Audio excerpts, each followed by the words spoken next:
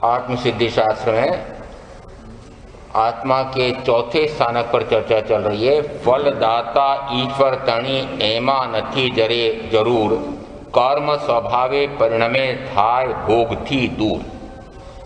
शिष्य ने प्रश्न किया था कि ईश्वर ही फल देने में समर्थ है, और यदि ईश्वर फलदाता ना हो तो जगत का कोई नियम नहीं चलेगा। फल कौन देगा?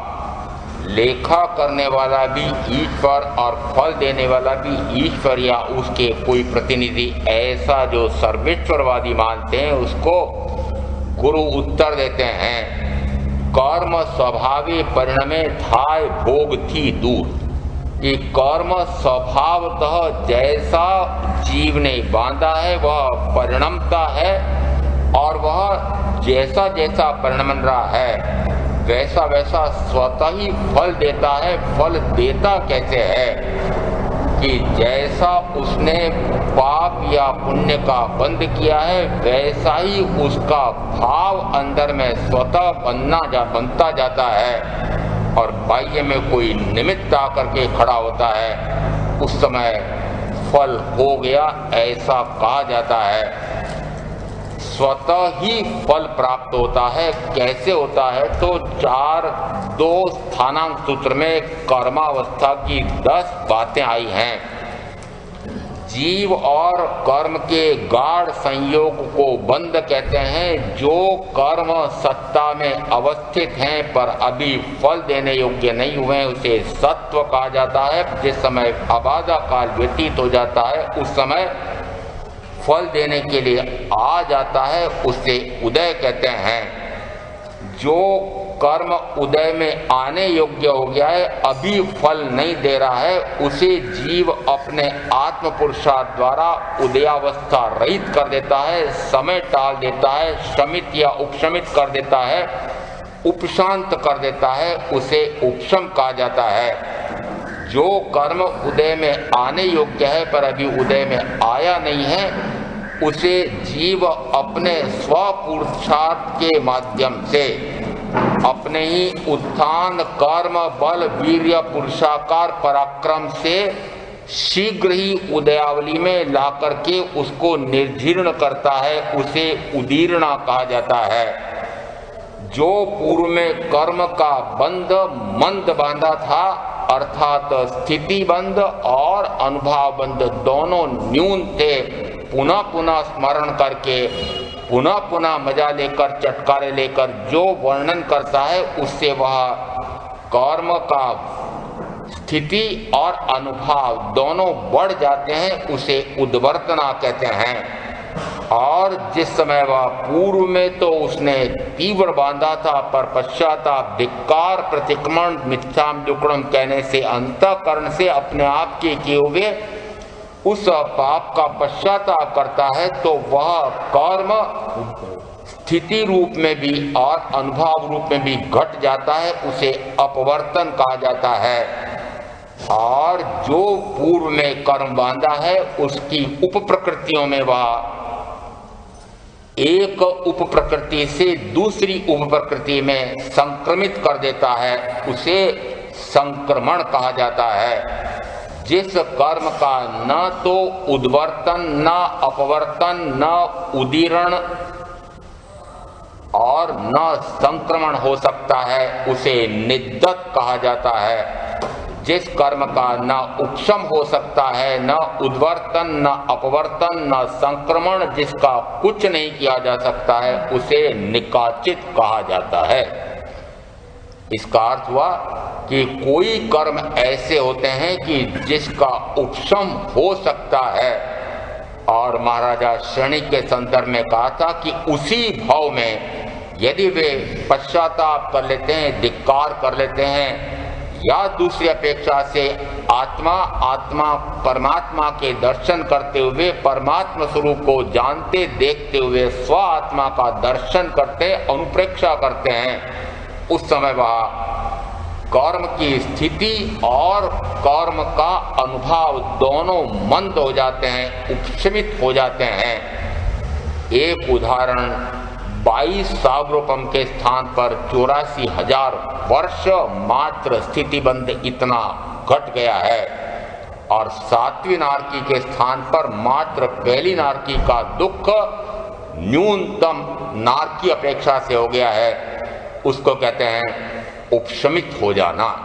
परंतु जिस भाव में उसने जो पाप कर्म किया है, प्रथमतः वह जो पाप करता है वह मानता ही नहीं है कि यह पाप है। परिभाषा सारे अपनी अपनी बना लेते हैं।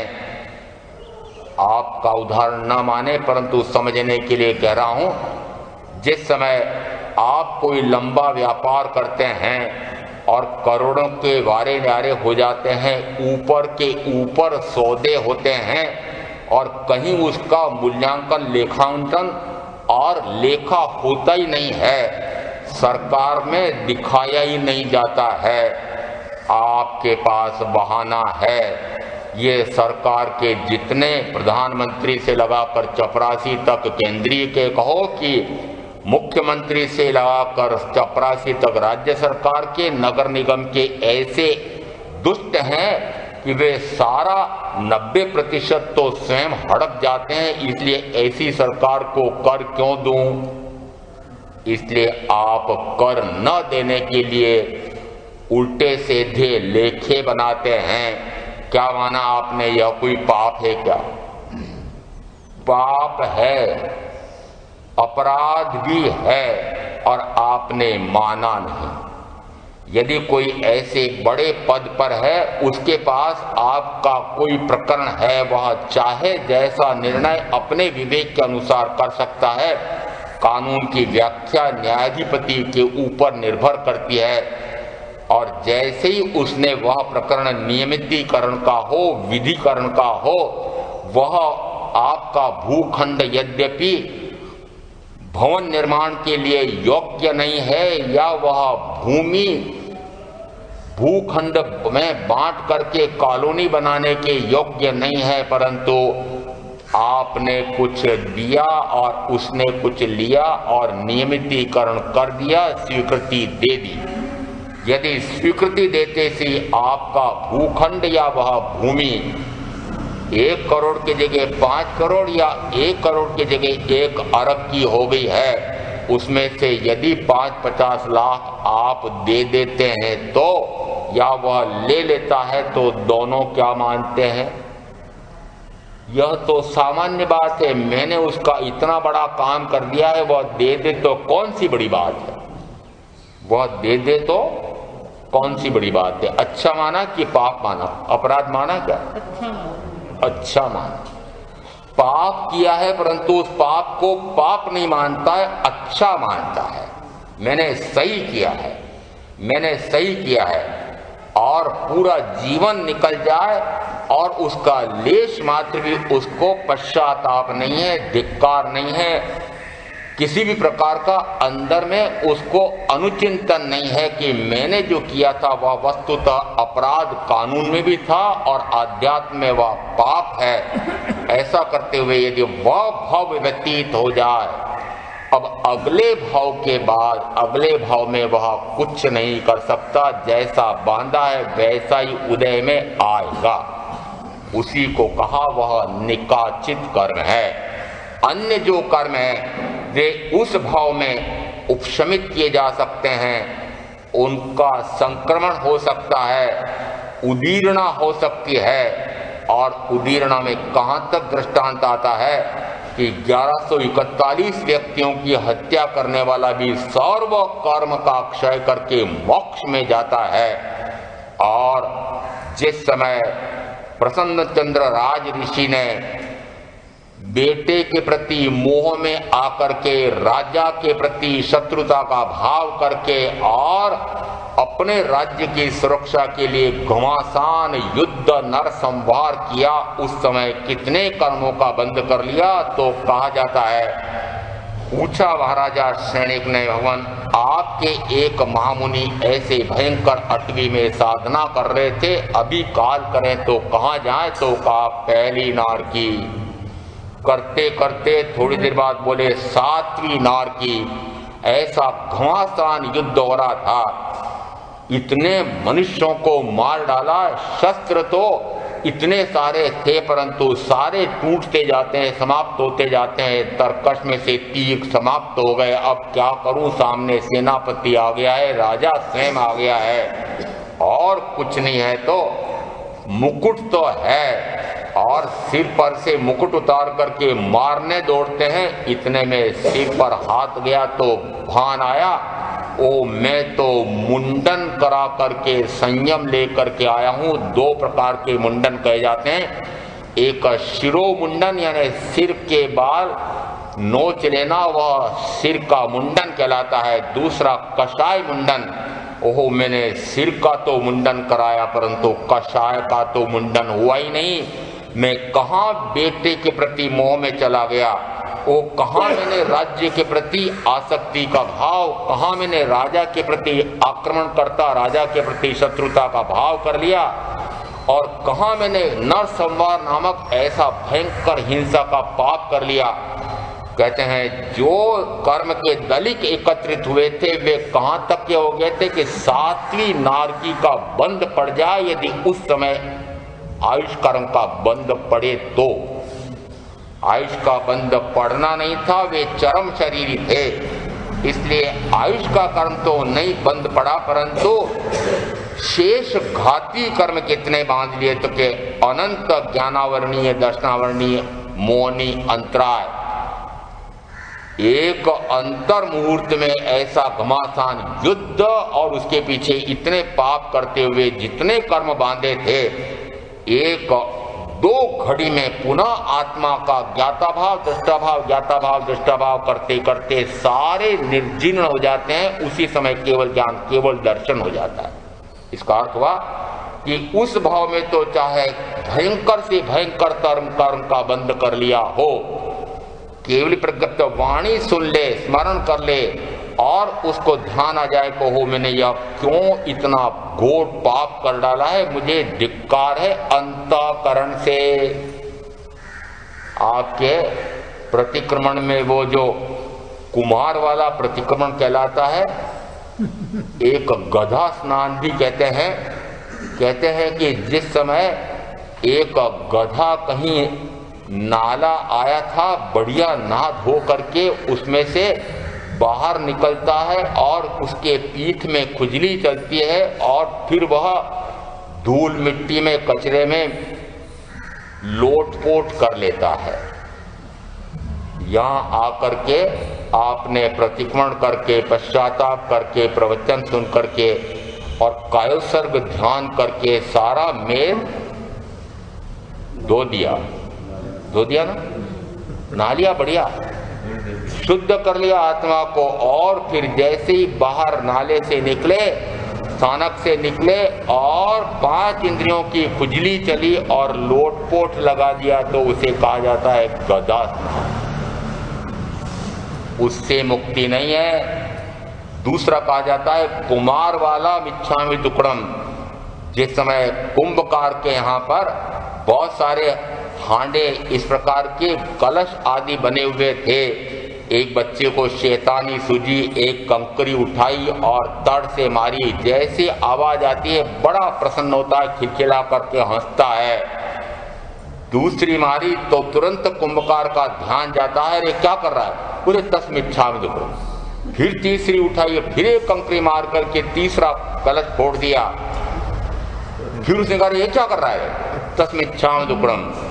उसको आया आवेश, उसी ने कंकरी वही उठाई और उसके कान में मरोड़ी, जोर से जैसी मरोड़ता है वैसे, अरे दुख रहा है तस्मिच्छामि दुक्कडम, अरे दुख रहा है तस्मिच्छामि दुक्कडम। इसको क्या कहते हैं?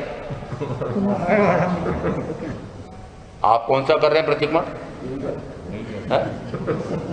ऐसे ही कर रहे हैं। इसलिए कहते हैं कि उससे तो आपका पाप धुलने वाला नहीं है। वस्तुतः यदि शब्द के माध्यम से, शब्दातीत होकर के अंतःकरण से यदि उसका पश्चाताप हो जाए, धिक्कार हो जाए तो वह पाप धुल जाता है। यदि उस भाव में ऐसा कर लिया तब तो वह जितना हो वह सारा धुल करके यहाँ तक कि केवल ज्ञान, केवल दर्शन हो जाता है। या एक भव करके मोक्ष चला जाए, इतना तक हो सकता है, परंतु वह भव निकल जाए और उसके बाद कि अब वह जो किया है अब उसमें परिवर्तन करने में सक्षम नहीं है। और इसीलिए यहाँ निकाचित के लिए आया है कि जिस कर्म का वह न उपशम कर सकता है, न उद्वर्तन, न अपवर्तन, न संक्रमण, न उदीरण, कुछ भी नहीं कर सकता है, उसे निकाचित कर्म कहते हैं। और अब आता है निकाचित कर्म भोगे बिना छुटकारा नहीं है। सभी बोल दो। सुना हुआ तो सबने है, और एक बार नहीं 50 बार सुना हुआ है, और सभी ऐसा कहते हैं। सभी ऐसा कहते हैं। जब सभी ऐसा कहते हैं, सभी ने ऐसा सुना हुआ है, तब मुझे बोलने में जोर आता है। तो मुझे सारे प्रमाण, न्यायाधिपति के सामने वकील सारे प्रमाण प्रस्तुत करता है।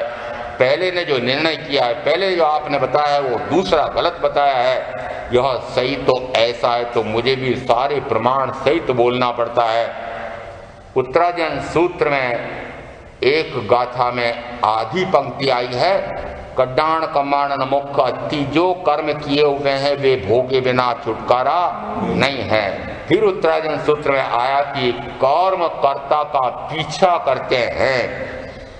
फिर व्याख्या प्रज्ञप्ति सूत्र के 1:4 में जो कर्म जैसे बांधे हैं वैसे परिणमेंगे, केवले के ज्ञान में वे झलकते हैं, और जो कर्म बांधे हैं वे भोगे बिना मुक्ति नहीं है।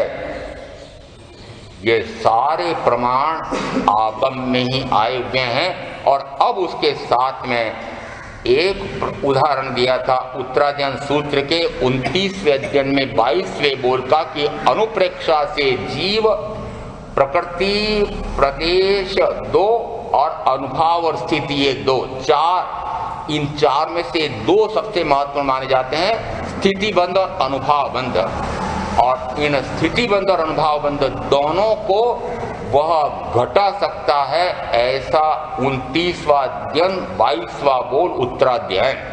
और उसके साथ में एक व्याख्या प्रज्ञप्ति सूत्र में संवृत अणगार ऐसा करते हुए इनको चारों को न्यून कर सकता है। इसका अर्थ है कि जैसा बांधा है वैसा ही भोगेगा, ऐसा नहीं है।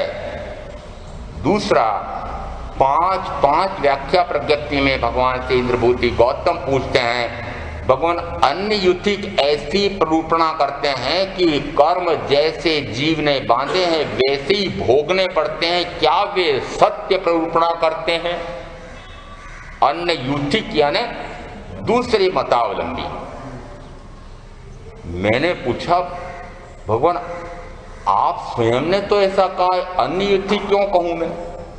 आपने उत्तराजन सूत्र में ऐसा फरमाया, ये 1:4 व्याख्या प्रज्ञप्ति सूत्र में ऐसा फरमाया, और अब आप व्याख्या प्रज्ञप्ति सूत्र में 5:5 में ऐसा कह रहे हैं कि नहीं, वे जो कहते हैं वे सत्य नहीं, तो फिर क्या सत्य है? तो स्वयं भगवान महावीर कहते हैं, कर्म जैसे बांधे हैं वैसे भोगे या आवश्यक नहीं है, वह चाहे तो भोगे और चाहे तो न भोगे।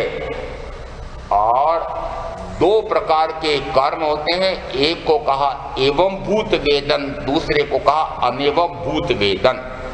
एवं भूत यानी जैसा बांधा है वैसा ही भोगता है। अनेवम भूत का अर्थ है कि जैसा बांधा है वैसा भोगना चाहे तो भोगे, ना भोगना चाहे तो ना भोगे। यदि वह चाहे तो उसका स्थितिघात, रसघात कर सकता है, छेदन भेदन कर सकता है, छेदन भेदन कर सकता है। ये छेदन भेदन क्या होता है?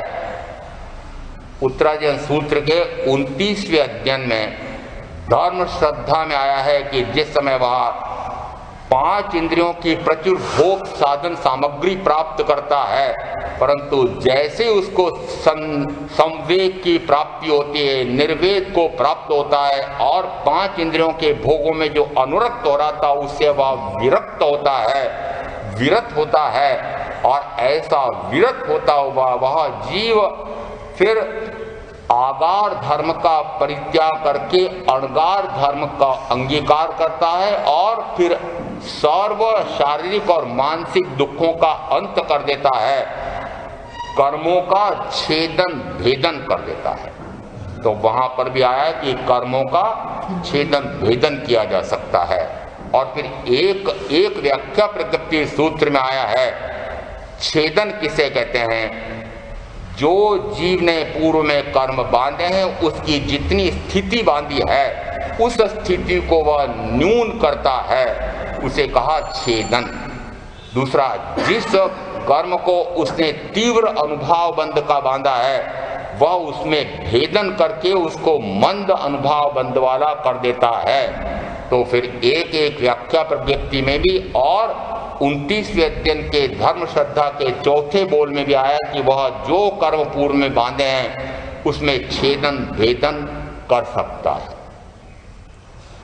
एवं भूत अनेवम भूत में आया कि वह स्थिति घात और रस घात कर सकता है। स्थिति घात यानी दीर्घकालीन बंद किया है तो उसको रस्वकालीन कर देता है, उसको कहते हैं स्थिति घात। रस घात कि जो उसने पूर्व में तीव्र अनुभाव बंद किया है उसको मंद अनुभाव बंद कर देता है, तो उसे कहा रस घात। इसका अर्थ है कि इसी आत्मा में यह भी पुरुषार्थ पड़ा हुआ है कि जैसा पहले उसने बांधा है वैसा ही भोगे आवश्यक नहीं है, वह स्थिति घात और रसघात करने में समर्थ है। पांच व्याख्या प्रज्ञप्ति। एक और प्रमाण ले लें, एक 7-3 व्याख्या प्रज्ञप्ति में, और फिर प्रश्न भी साथ में, इसलिए कि कहाँ है ऐसा तो आपको पूरा बताना पड़ता है।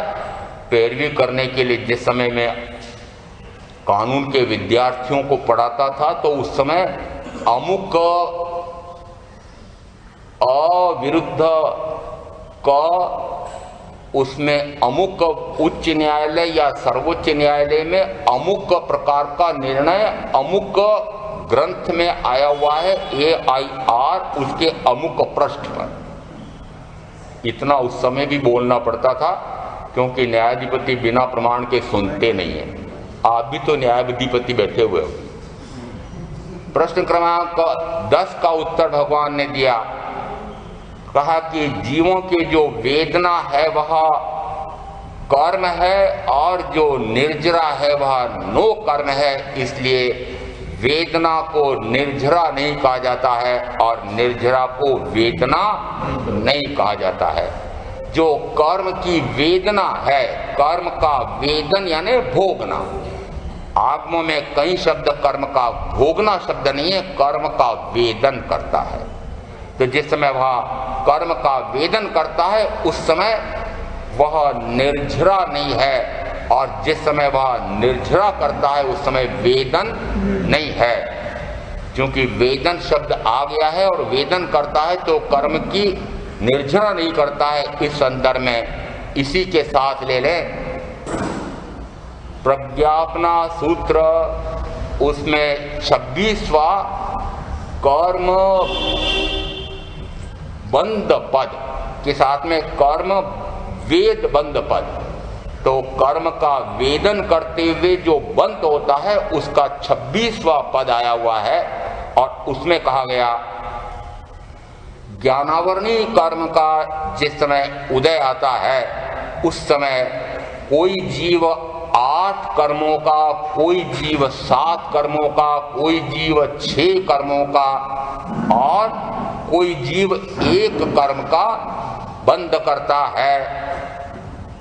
यह तो मनुष्य अपेक्षा से, और सर्व जीव अपेक्षा से 8 कर्मों का बंद करते हैं। क्या करते हुए? ज्ञानावरणीय कर्म का वेदन करते हुए। यानी कर्म का यदि वेदन है, वेदन का अर्थ है कि जैसा कर्म का उदय आया है वह उदय ज्ञात कब होता है कि बाहर में कोई अनुकूल या प्रतिकूल फल देने वाला व्यक्ति आया हो, या कोई वस्तु मिली हो मनोज्ञ मोनोज्ञ, या कोई स्थिति बनी हो इष्टकारी या अनिष्टकारी, या कोई परिस्थिति बन गई हो साताकारी या असाताकारी, उस समय कहा जाता है कि यह कर्म उदय में आ गया है। जिस समय कर्म उदय में आ गया है वह उस कर्म के उदय के अनुसार वर्तन करता है, कार्य करता है, क्रिया करता है, उस समय कहा जाता है कर्म का वेदन हुआ।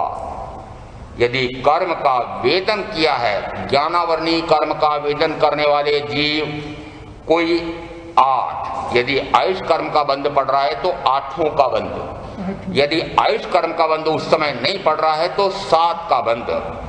यदि वह आगे बढ़ते हुए सूक्ष्म सांप्राय गुणस्थान तक पहुंच जाए तो कहा जाता है कि आयुष्य और मोह को छोड़ करके शेष 6 का बंध, और एक उपशांत मोह और क्षीण मोह गुणस्थान वाला वह मात्र एक वेदनी कर्म का बंध करता है, और 13वें गुणस्थानवर्ती ज्ञानावरणी कर्म का बंध नहीं करते हैं। ऐसा मनुष्य अपेक्षा से कहा जाता है कि यदि ज्ञानावरणी कर्म का वेदन करे तो इस प्रकार से पुनः कर्म का बंध होता है। सर्वजीव अपेक्षा से क्या कहा कि जो ज्ञानावरणी कर्म का वेदन कर रहे हैं वे 8 कर्मों का बंद करते हैं, और जैसा ज्ञानावरणी का कहा वैसा दर्शनावरणीय मोहनीय अंतराय का मानना, यानी 4 घाती कर्मों का जिस समय उदय आता है उस कर्म के उदय के अनुसार वेदन किया। आगे फिर इसी में आया कि यदि वह वेदनी कर्म का वेदन करता है, वेदनी कर्म का वेदन कैसे होता है, साता वेदनी कर्म का उदय आता है, साता का पहुंचाने वाला कोई भी व्यक्ति वस्तु स्थिति परिस्थिति विद्यमान हो गए और उसका मजा ले लिया, उसको कहते हैं वेदन किया। यदि असात वेदनी कर्म के उदय से बाहर में प्रतिकूल व्यक्ति अमनोज्ञ वस्तु या अनिष्टकारी स्थिति या असाताकारी ऐसी परिस्थितियां बनी, उसमें हाय विलाप कर लिया, दुखी हो गए, आर्त ध्यान कर लिया, रौद्र ध्यान कर लिया, तो उसे कहा वेदन किया। यदि वेदनी कर्म का वेदन करता है तो वह वेदन करते हुए, जैसे पूर्व में कहा ज्ञानावरणी के संदर्भ में, कोई जीव 8, कोई 7, कोई 6 कर्म का पुनः बंद करता है, और कोई जीव अबंधक होता है। अबंधक कौन होता है तो कहा वेदनी कर्म का वेदन करने में मात्र एक 14वें गुणस्थानवर्ती वेदन तो करते हैं पर पुनः बंध नहीं है, तो इसलिए अबंधक कहा जाता है। इसका अर्थ है कि किसी कर्म का वेदन करते हैं, कर्म के उदय के अनुसार बाहर में आने वाले अनुकूल या प्रतिकूल निमित्त के अनुसार वर्तन करते हैं, कार्य करते हैं, तो पुनः कर्म का बंध है। इसका अर्थ है कि कर्म की वेदना, कर्म जैसा फल दे रहा है उस कर्म के फल के अनुसार ही कार्य करना, यदि ऐसा करता है तो कर्म की निर्जरा नहीं है, कर्म का पुनः बंद है। यदि वेदना करे तो बंद है और वेदना ना करे तो दूसरी बात कही कि अबंधक है। यहां जैसे कहा कि 10वें प्रश्न में व्याख्या प्रकृति 7:3 में आ जाए कि जिस समय जीवों के कर्म की वेदना है उस समय निर्जरा नहीं है, और जिस समय निर्जरा है उस समय वेदना नहीं है। क्यों? क्योंकि वह वेदन करता है कर्मों का और निर्जरा करता है नो कर्म की।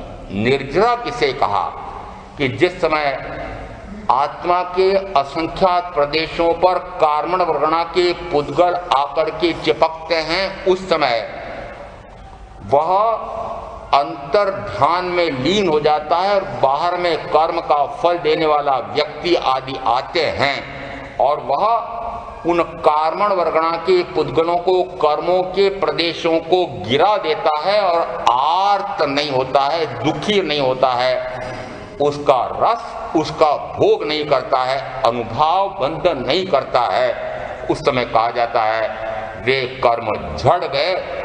जिस समय वे कर्म झड़ जाते हैं उस समय वे ही कर्म पुनः कार्मण वर्गणा के पुद्गल बन गए हैं। पहले वे ज्ञानावरण आदि कर्म कहलाते थे, अब क्या कहलाएंगे वे? अब 9 कर्म कहलाते हैं। तो जीवों की जो वेदना है वह कर्म है और जो निर्जरा है वह नो कर्म है। प्रश्न क्रमांक 10वें का उत्तर। फिर प्रश्न क्रमांक 13वें में पूछा भगवान, क्या जिन कर्मों को जीव निर्जीर्ण कर देता है उनका वेदन कर लेता है, क्या जिनका वेदन कर लेता है उनको निर्जीर्ण कर देता है? तो भगवान ने कहा नहीं। भगवान क्यों? कि वह कर्मों का वेदन करता है और नो कर्म का को निर्जीर्ण करता है। फिर प्रश्न पूछा, भगवान ऐसा कैसे होगा? यदि जीव कोई कर्म का वेदन करे तो फिर निर्जरा होनी चाहिए, निर्जरा करे तो वेदन होना चाहिए। तो फिर प्रश्न पूछा, उसका उत्तर 16:2 में आया, जीव जिस कर्म का वेदन करता है उसकी निर्जरा नहीं करता है और जिस कर्म की निर्जरा करता है उसका वेदन नहीं करता है। जिस कर्म की निर्जरा है उसका वेदन नहीं है और जिस कर्म का वेदन है उसकी निर्जरा नहीं है। अब विशिष्ट कर्म के संदर्भ में आ गया और अंतिम 20वें प्रश्न में कहा कि जीव जिस समय कर्म का वेदन करता है उस समय निर्जरा नहीं करता है, जिस समय निर्जरा करता है उस समय वेदन नहीं करता है। वेदन का समय भिन्न है और निर्जरा का समय भिन्न है, दोनों भिन्न भिन्न समय में होते हैं। एक समय में एक उपयोग, जिस समय में कर्म का वेदन होगा उसी समय में क्या कर्म की निर्जरा होगी? ये सारे प्रमाण देकर के अब फिर कथानक से इन सारी बातों को सिद्ध करना पड़ेगा कि जिस समय सिर पर अंगारे हैं और सिर जल रहा है, गजसुकुमार अंगार का अधिकार, पूर्व के 99 लाख भाव पूर्व जाओ पहले और बड़ी पत्नी के रूप में छोटी पत्नी के साथ शादी कर ली पति ने और उसके बेटा हो गया, तो बड़ी से पहले तो छोटी के प्रति प्रेम बहुत अधिक हो गया और बेटा हुआ तो सारा प्रेम छोटी के प्रति हो गया। अब माँ दुखी हो रही है, आर्त ध्यान हो रहा है, पांचों इंद्रियों के भोगों से वंचित हो गई है और इतनी दुखी हो रही है, आर्त में जा रही है, विलाप हो रहा है।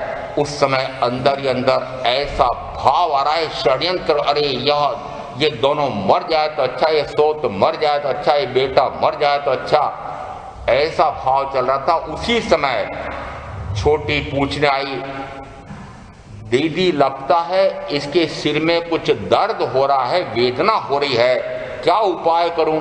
अरे बड़ा सरल उपाय है, एक रोटा बनाना, थोड़ा सा मोटा बनाना, सेक करके थोड़ा सा गर्म रहे उसी समय इसके सिर पर बांध देना, सिकाई हो जाएगी तो माथा ठीक हो जाएगा।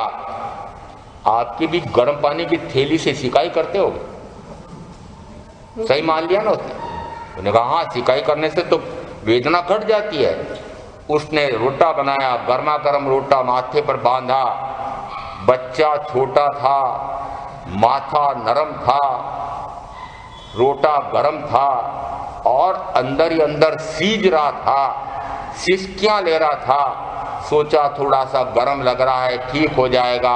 वह सिसकियां लेते लेते मर जाता है और वही बेटा अब 99 लाख भाव बाद सोमिल के रूप में सामने खड़ा है, अंगारे रख रहा है और वही बड़ी पत्नी अब गजसुकुमार मुनि के रूप में ध्यानस्थ हैं। जिस समय भाव किया था षड्यंत्र पूर्वक एक मनुष्य को मरवा डालने का भाव, क्रूर से क्रूरतम, और 5 इंद्रियों के भोगों की पूर्ति के स्वार्थ में और क्रूरता होगी।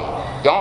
क्योंकि सारे पाप करते हुए जिस समय वह पूरा भाव चला जाता है, कभी भी उसका पश्चाताप प्रायश्चित धिक्कार नहीं हुआ, तो 99 लाख भाव तक तो भटकना पड़ा। और अब वे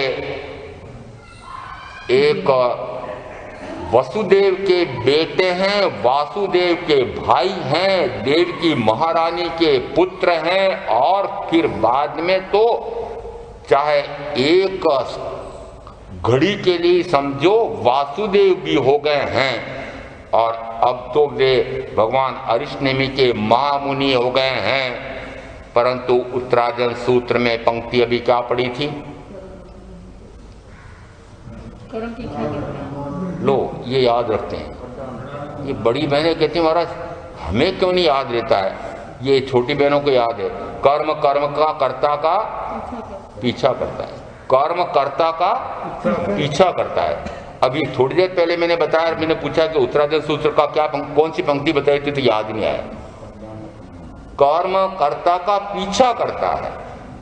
जो कर्म कर्ता ने किया है वह कर्म उसके पीछे पीछे आ रहा है। कब पीछे आ रहा है? कि जिस समय ऐसी विशिष्ट अवस्था में अभी तो महामुनि हैं, अरिष्टनेमि परमात्मा के हैं और तीर्थ अरिहंत बनने वाले हैं, परंतु कर्म कहता तुम कुछ भी हो, मेरा तो चुकारा करो, मेरा तो चुकारा करो। बांधा था ना, कर्जा लिया था क्या? आप लेते हो क्या? और नहीं चुका पाए तो संपत्ति क्या होती है? अरे संपत्ति नीलाम होती है क्या? नहीं चुका पाओ तो संपत्ति शरीर नीलाम हो रहा है। नहीं चुका पाओ तो आपकी वह संपत्ति जिस पर आपने रहन रख करके कर्ज लिया था वह बिक जाती है, इसलिए चुकाना तो पड़ेगा। यहाँ चुकाना पड़ेगा। उसमें चुकाते समय आप तो हाय विलाप करते हो, चुकाते समय हाय हाय करते हुए चुका रहे हो तो नया कर्म बंध रहा है, और लिया है तो ब्याज सहित तो सहर्ष चुका दो तो नया कर्म। बस इतना ही अंतर है। ये निकाचित कर्म बांध करके आए हों तब भी अब यहाँ जो आगम देखे हैं अभी उनमें से तुलना करना। प्रश्न क्रमांक 16(2) में आया, जीव जिस कर्म का वेदन करता है उसकी निर्जरा नहीं करता है, और जिस कर्म की निर्जरा करता है उसका वेदन नहीं करता है। फिर 20वें में आया कि जिस समय निर्जरा करता है उस समय वेदन नहीं करता है, जिस समय वेदन करता है उस समय निर्जरा नहीं करता है। कौन से कर्म का वेदन उदय में आया है? वाक्य में एक तीव्र से तीव्रतम असाता वेदनी कर्म का उदय आया है। तीव्रतम क्यों कहा? मृत्यु तक पहुंच गया, कि मृत्यु तक हो रही है। तीव्रतम, इससे अधिक और तीव्रतम वेदन क्या हो सकता है? कि शरीर ही मर रहा है। आपके ऐसी वेदना आती है कि मरे जा रहे हैं? आती है क्या? आज तो मर ही जाएंगे, ऐसा कोई दुख कष्ट उपसर्ग आया क्या? फिर भी हाय विलाप कितना होता है? और वहां देखो मृत्यु हो रही है। तुलना तो कर लो जरा। और महाराज वे तो हलू कर्मी थे, वे भारी कर्मा थे, हलू कर्मी थे। अरे हलू कर्मी तो आत्म पुरुषार्थ से आत्मा का उत्थान, कर्म बल वीर्य पुरुषाकार पराक्रम जगाने से कर्म हल्के हो गए और निर्जीर्ण होकर के आत्मा एकदम हल्की हो गई, और एक समय में 14 राजू लोग पार करके सिद्ध शिला पर जाकर के सिद्ध अवस्था में अवस्थित हो जाते हैं। इतने हल्के कब होते हैं? कि पुरुषार्थ करते हैं तब बन करके तो आए भारी कर्मा। सारांश सूत्र का 4(2) और कहता है कि 4 ऐसे भी भंग आए हैं उसमें। भारी कर्मा में किसको गिना दो? उसमें दृष्टांत दे रखा है, गज सुकुमार अणगार भारी कर्मा थे। अनंत कर्म, कौन सा कर्म? अनंत ज्ञानावरणी, दर्शनावरणी, अनंत दर्शन मोहनी, अनंत चारित्र मोहनी, अनंत अंतराय, चारों घाती कर्म इतने अनंत बांध करके आए थे। पर हलु कर्मी कैसे हो गए? कहा जिस कर्म का उदय आया है उसका वे वेदन कैसे कर रहे हैं। देखो बाह्य में तीव्रतम असाता पहुंचाने वाला एक शत्रु बनकर के सोमिल खड़ा है, और सिर पर पहले गीली मिट्टी की पाल बांध करके फिर धगधगाते हुए खेर के अंगारे भर करके रखे हैं और भाग गया है। अब सिर खदबद खदबद जल रहा है। फिर मैंने कथा घड़ी, ये मेरे ससुर हैं, इनकी बेटी मेरे लिए विवाह के लिए मेरे बड़े भाई लेकर आए थे, और ससुर तो तोरण पर जाता है, जवाई तब पगड़ी बंधाता है और अलंकार पहनाता है। ये गीली मिट्टी तो पगड़ी है और धगधगाते हुए अंगारे अलंकार हैं। यदि ऐसा वे सोच रहे हों तो पहले गुणस्थान पर महाराज आपने ऐसी कथा क्यों गढ़ी? फिर मुझे पता नहीं, आप सुनना चाहते हो उन कथा, इसलिए मैं गढ़ देता हूं। आप कथा न सुनना चाहो तो मैं तत्व भी बता देता हूं कि वस्तुतः यदि ऐसा सोच हो कि ये मेरे ससुर हैं तो मिथ्या, पहले गुणस्थान मांगे, ऐसा विचार आ सकता है क्या उनको? और यदि ऐसा विचार आ जाए और फिर ऐसा भाव आ जाए कि यह खीरे के धगधगाते हुए खीरे हैं पर यह शरीर मैं नहीं हूं, यह सिर मैं नहीं हूं और मुझे समभाव पूर्वक सहन करना चाहिए, तो भी सहन नहीं हो सकता है। आपका अनुभव है कि नहीं? जरा सा गर्म पानी उंगली पर गिर जाए तो फपोला हो जाता है, तो सहन होता है? इसका अर्थ है कि यदि ऐसा ध्यान उस पर चला जाए तो सहन नहीं होगा। यहाँ तीव्रतम असाता विधि कर्म का उदय है और अब वे यदि उस असाता पहुंचाने वाले उपसर्गदाता पर यदि क्रोध का निमित्त है तो कितना क्रोध कर सकते हैं? और परीक्षा है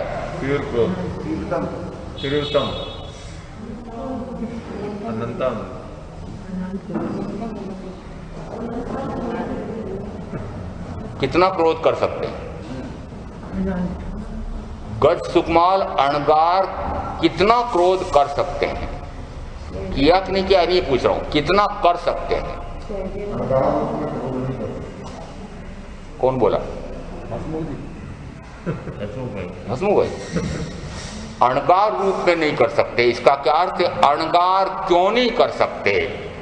जिस समय पहले गुणस्थान से उठ करके चौथे गुणस्थान पर आते हैं उस समय अनंतानुबंधी कषाय को क्रश कर दिया है। जिस समय संयम लेते हैं उस समय अप्रत्याख्यानावर्णी प्रत्याख्यानावर्णी कषाय को क्रश कर दिया है। अब उनके मात्र संजलन कषाय ही बचा हुआ है और यदि क्रोध करें उस सोमिल पर तो पानी में लकीर फेरे और मिट जाए, इतनी सी देर का क्रोध का भाव आ सकता है। परंतु ध्यान में क्रोध करने के लिए खड़े थे। और एक दिन पहले क्या सुना था, आपको वापस पूछ लेता हूं। जिस समय सम्यक्त्व की बात चली थी उस समय क्या तय हुआ था? सम्यक्त्व कब आती है, मिथ्यात्व कब टूटता है? 3 प्रकार के संयोग। बोलो, विश्वम्बरदास जी बोलेंगे? मन वचन का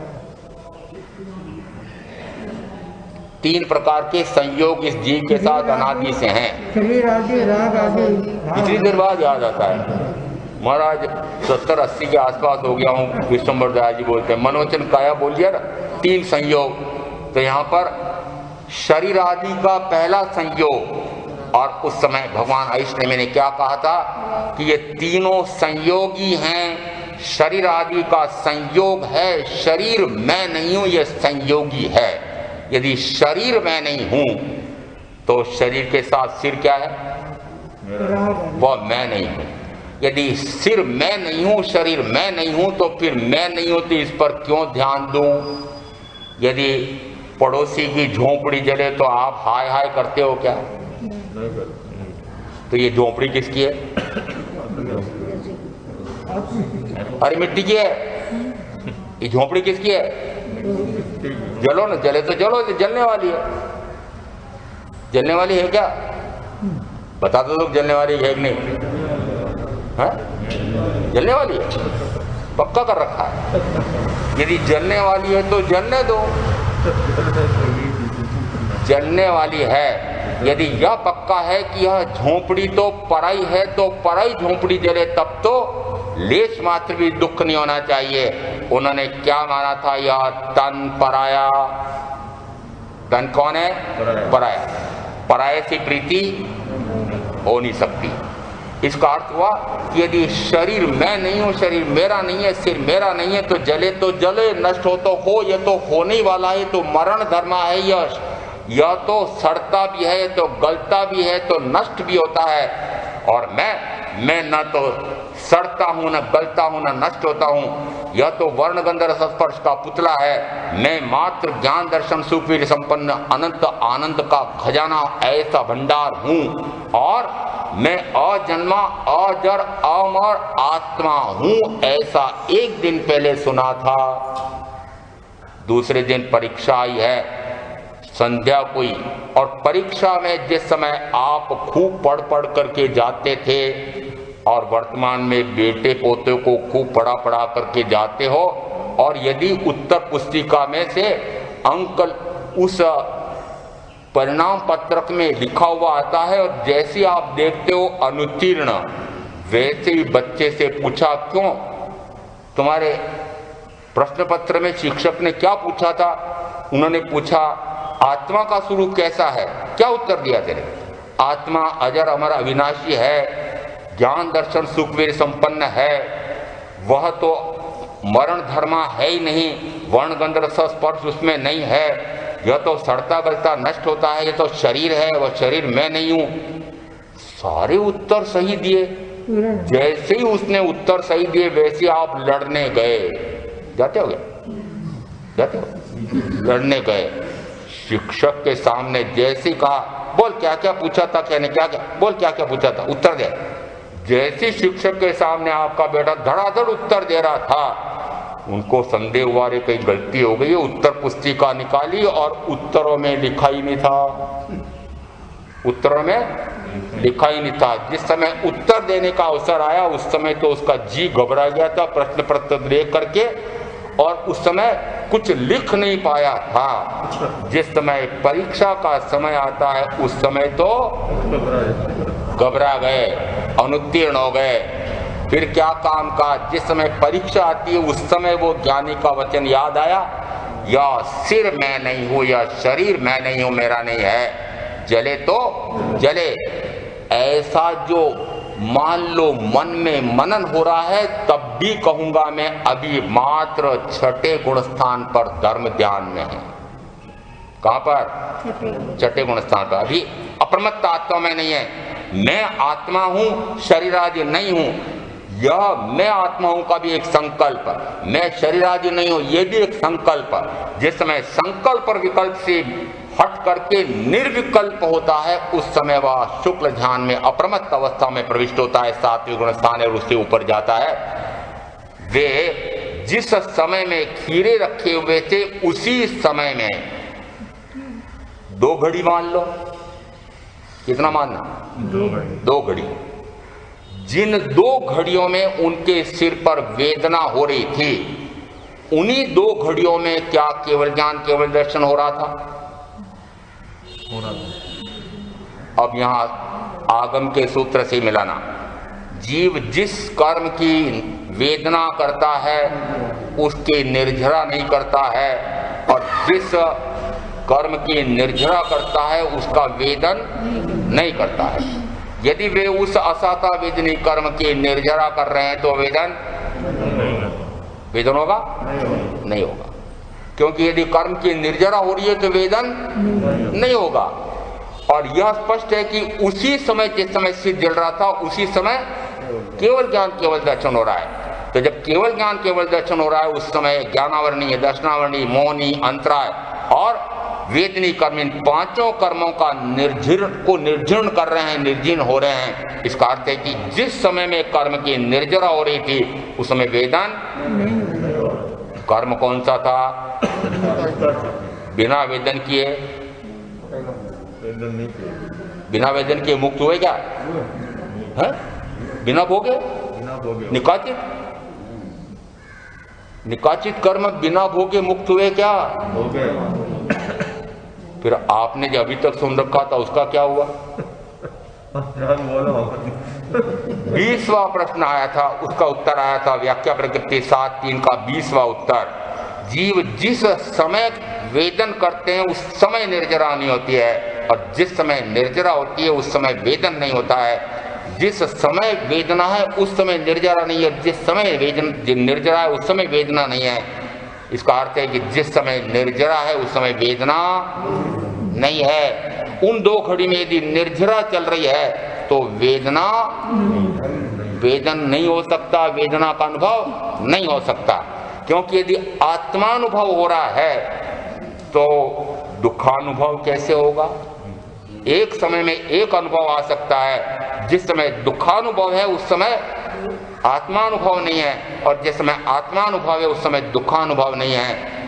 और अब ये दुखानुभव नहीं है, उसको फिर थोड़ा सा समझने के लिए चलना पड़ेगा, एक आगम और लेना पड़ेगा। 14.7 व्याख्या प्रकृति सूत्र में 5 प्रकार के भाव आए हैं। शीर्षक दिया है भावतः तुल्य। भावतः तुल्य 2 उसमें मुख्य है, परंतु बात आ गई है तो 5 ले लो। एक कहा औदयिक भाव, जिस समय कर्म के उदय के अनुसार जीव का जो भाव होता है वह कर्म निष्पन्न भाव है। कर्म के अनुसार होने वाला भाव वह औदयिक भाव है, या औदयिक भाव में ही जीव कर्म का बंध करता है। कर्म का उदय आया, कर्म के उदय के अनुसार आपने कार्य किया तो कहा जाता है कर्म का बंध। उस समय जो भाव आपका हुआ वो कौन सा कहलाएगा? औदयिक भाव। औदयिक, जिस समय कर्म का उदय आता है और उदय आते ही आप उसको क्षय कर देते हैं, उस समय कहा जाता है क्षायिक भाव। कर्म का उदय आया है और क्षय कर दिया है, उसके अनुसार वर्तन नहीं किया है, उसके अनुसार कोई भी राग या द्वेष, कोई विकार का भाव, शुभ या अशुभ भाव नहीं किया है, उसको कहा क्षायिक भाव। तीसरा आया कि जो कर्म उदय में आने योग्य हो गया है परंतु अभी फल नहीं दे रहा है, उसको उदयावस्था रहित कर देता है। अभी उपशम की परिभाषा दी थी, उसमें आया औपशमिक भाव। औपशमिक भाव किसे कहते हैं? कि जिसमें जीव विपाक वेदन को तो टाल देता है, साथ में ही वह प्रदेश वेदन को भी टाल देता है। विपाक वेदन और प्रदेश वेदन। विपाक वेदन किसे कहा? विपाक यानी कर्म जब फल देने के लिए योग्य हो जाता है, यदि वह आम का कच्चा फल पक करके रस देने योग्य हो जाए, मीठा रस दे, उस समय कहते हैं फल पक गया, उसको कहते हैं विपाक। जिस समय कर्म आपको फल दे रहा है, जिस समय वो फल दे रहा है उस समय विपाक है। अब उस फल को न चखे तो विपाक वेदन नहीं किया। विपाक वेदन नहीं किया। विपाक वेदन नहीं किया का क्या अर्थ? जितना कर्म का अनुभव बांधा था वह जितना तीव्र या तीव्र से तीव्रतर तम जैसा बांधा था वैसा उदय में आया है, परंतु अब उसका विपाक तो फल दे रहा है परंतु उससे वे प्रभावित नहीं होते हैं, तो कहा विपाक वेदन नहीं किया। दूसरा एक और आया प्रदेश वेदन। प्रदेश वेदन ने आत्मा के असंख्यात प्रदेशों को कार्मण वर्णा के प्रदेश जकड़ लेते हैं, उसे कहा प्रदेश वेदन। तो प्रदेश में भी जिस समय वेदन ना हो और विपाक में भी वेदन ना हो, उस समय कहा जाता है वह भाव औपशमिक भाव है। न तो प्रदेश वेदन करता है न विपाक वेदन करता है, दोनों नहीं करता है, उसको कहा औपशमिक भाव। जिस समय कर्म का विपाक वेदन तो टाल देता है पर प्रदेश वेदन करता है, विपाक वेदन नहीं करता है, प्रदेश वेदन करता है, उसे कहा क्षयोपशमिक भाव। पांचवा ये पारिणामिक भाव। पारिणामिक भाव यानी जो शाश्वत भाव है, जीव का जीवत्व भाव है, चेतनत्व भाव है, अजीव का अजीव भाव है, वो पारिणामिक भाव जो सदा काल जीव के साथ रहता है उसको कहा पारिणामिक भाव। इन बाकी 3 से अभी संदर्भ नहीं है, अभी एक औपशमिक भाव और दूसरा क्षयोपशमिक भाव। दोनों में अंतर किसका है? क्षयक्षणिक भाव में क्या कम रह जाता है कि प्रदेश वेदन होता है। प्रदेश वेदन होता है, प्रदेश में वेदन होता है। जिस समय सिर पर अंगारे हैं उस समय उसका विपाक तीव्रतम वेदना, उस वेदना का अनुभव तो नहीं हो रहा है, अनुभव नहीं आ रहा। यदि उस वेदना का अनुभव नहीं कर रहे हैं तो कहा जाता है विपाक वेदन नहीं किया, परंतु अनुभव आपका कहता है कि नहीं, आखिर आगम कहता है कि उस समय उनको तीव्रतम वेदना हो रही थी, उनको तीव्रतम वेदना हो रही थी।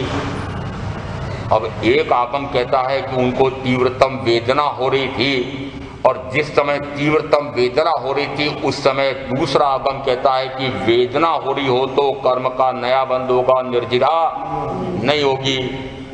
अब मैं दोनों आगमों में तालमेल संगति कैसे बिठाऊं? बिठा दूं?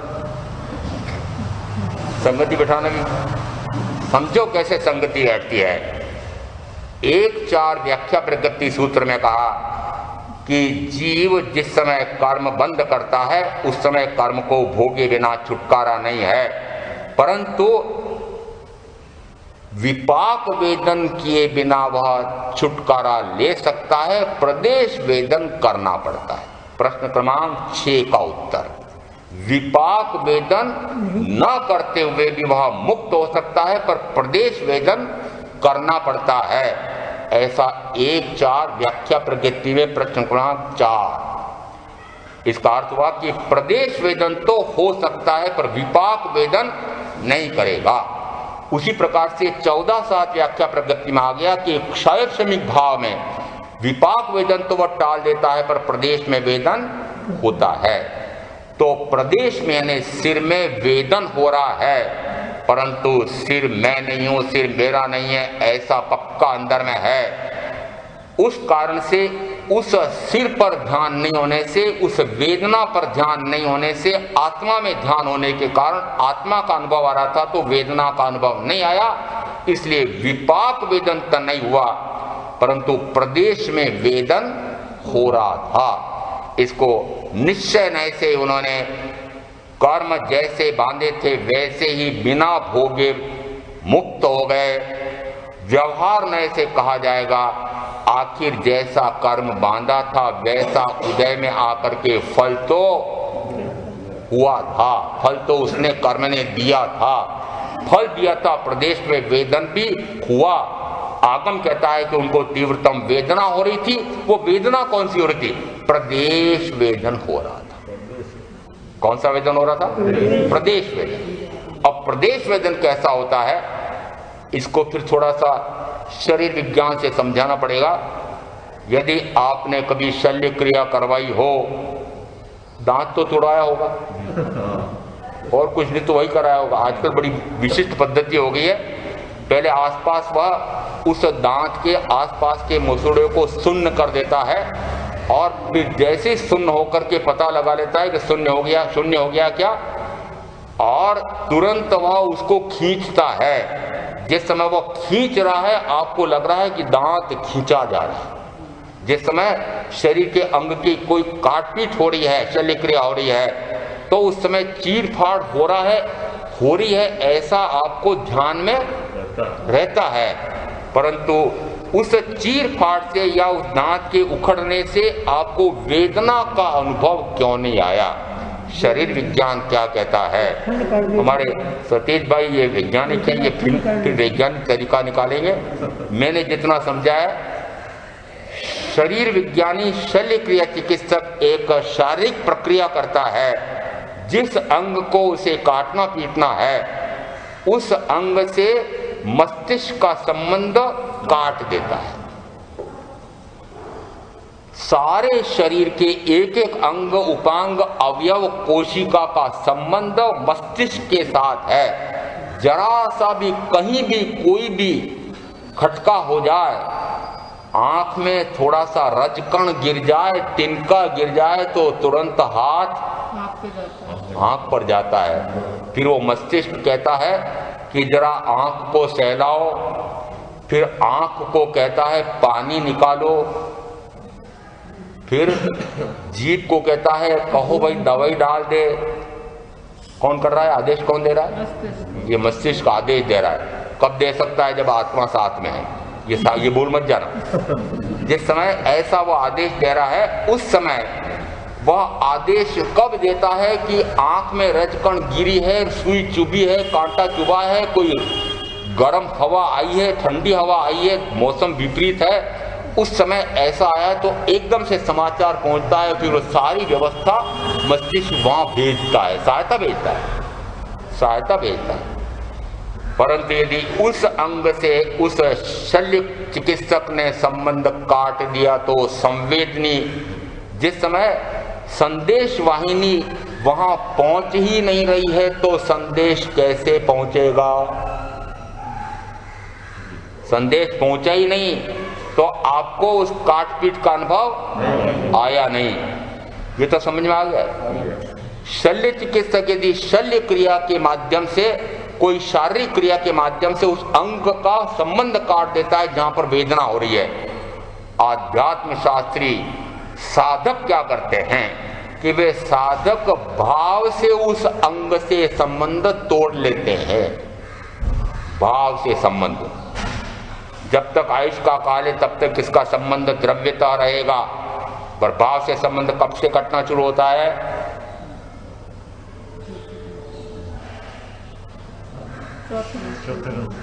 ये आगे इसलिए आके बैठे छोटे। चलो प्रॉम्प्टिंग है। आगे गुणस्थान अभी समझेंगे। जिस समय चौथे गुणस्थान पर आते हैं उस समय क्या तय होता है? यह शरीर मैं नहीं। शरीर में नहीं तो शरीर से संबंध टूटना कब से प्रारंभ हुआ? चौथे गुणस्थान से। पूर्णतः संबंध द्रव्यतः कब छूटेगा?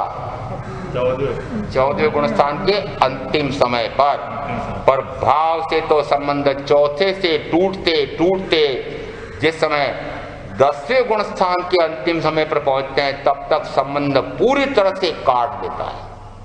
ये शरीर पर लेश मात्र भी भाव नहीं जाता है, शरीरी भाव नहीं होता है, देहाध्यास नहीं होता है। और जैसे ही देह से दृष्टि हट करके आत्मा पर जाती है तो फिर देह से होने वाला नेह चला जाता है। प्रथम देह दृष्टि हति तेथी भास्यो देह, हवे दृष्टि थई आत्मा गयो देह थी नेह। ज्ञानी क्या कहते हैं कि प्रथम देह दृष्टि हति, जब तक देह पर दृष्टि थी तब तक देह की वेदना का अनुभव आता था। हवे दृष्टि थई आत्मा, जब आत्मा में दृष्टि चली गई है तो फिर देह से नेह चला गया। और देह से नेह छोड़ना है, देह को नहीं छोड़ना है। देह तो जब आयुष का काल आएगा जब छूटेगी, पर देह से नेह तो छोड़ सकते हो क्या? कोशिश कर रहे हैं, रोटी खाने की कोशिश करते हो, धन कमाने की मात्र कोशिश करते हो, दौड़ते भागते हो दिन रात। और मैं कहता हूं कि भाई देह से न छोड़ रहे हो क्या? तो कोशिश करता हूं, तोड़ते नहीं है। बस यही हानि हो रही है कि जिस समय देह को यदि पराया मान लिया है तो फिर देह से प्रीति क्यों? ये टूटते टूटते जिस समय पूर्णतः देह से प्रीति टूट जाती है उस समय चाहे देह को कोई जला दे, कोई काटे, कोई छेदे, कोई भेदे, उसका अनुभव नहीं आता है। और जिस समय उसका अनुभव नहीं आता उस समय कहा जाता है विपाक वेदन नहीं आया, और वह कर्म के प्रदेशों को गिरा देता है, उस समय कहा जाता है कर्म की निर्जरा हो रही है। और ऐसे निकाचित कर्म को भी वह अनुभाव बंधन नहीं करता है, इस अपेक्षा से बिना भोगे वह मुक्त हो जाता है। बाह्य से कहा जाता है द्रव्यार्थिक नय से तो वह बिना भोगे मुक्त हुआ है। पर्याय में यदि उसके वेदना हो रही है या कहो कि व्यवहार नय से बाहर में दिखाई दे रहा है आगम्बी व्यवहार नय का कथन कर रहा है। अंतर्गत दशांग सूत्र में भी आया है कि विपाक वेदन तो उन्हें नहीं हुआ था, परंतु प्रदेश में वेदना हो रही थी। तो व्यवहार से कहा जाता है कि उस समय उन्हें तीव्रतम वेदना हो रही थी। वस्तुतः जिस समय तीव्रतम वेदना थी उसी समय उत्कृष्टतम केवल ज्ञान, केवल दर्शन प्रकट हो रहा है। इसका अर्थ है कि दोनों बातें एक साथ नहीं हो सकती है। मैं मात्र ज्ञान चेतना हूं, मैं मात्र दर्शन चेतना हूं, न मैं कर्म चेतना हूं, न मैं कर्म फल चेतना हूं। कर्म ये असाता वेदनी कर्म, अंदर में रहा हुआ संजलन, क्रोध, मोहनी वेदनी कषाय कर्म, मैं कर्म रूप नहीं। आगे आया, मैं कर्म फल रूप नहीं हूं। कर्म फल यानी कर्म के फलस्वरूप जो वेदना, कि मैं कर्म फल रूप नहीं हूं, मैं तो आत्म वेदन रूप हूं। आत्म संवेदन मेरा गुण है। मात्र आत्मा का ज्ञाता भाव, दृष्टा भाव, ज्ञान चेतना, दर्शन चेतना, ऐसा मेरा स्वभाव है। वे अपने स्वभाव में रहे तो विभाव से पूर्णतः परे हट गए, और विभाव से परे हट करके स्वभाव में आना, यही जब निकाचित से निकाचित कर्म भी हो, परंतु वह जिस समय पर भाव में न जाए उस समय वह स्वभाव में आकर के उस निकाचित कर्म को भी बिना भोगे मुक्त हो जाता है। ऐसा तत्व का स्वरूप समझ करके मैं आप जो साधना करेंगे उनका अवश्य कल्याण होगा।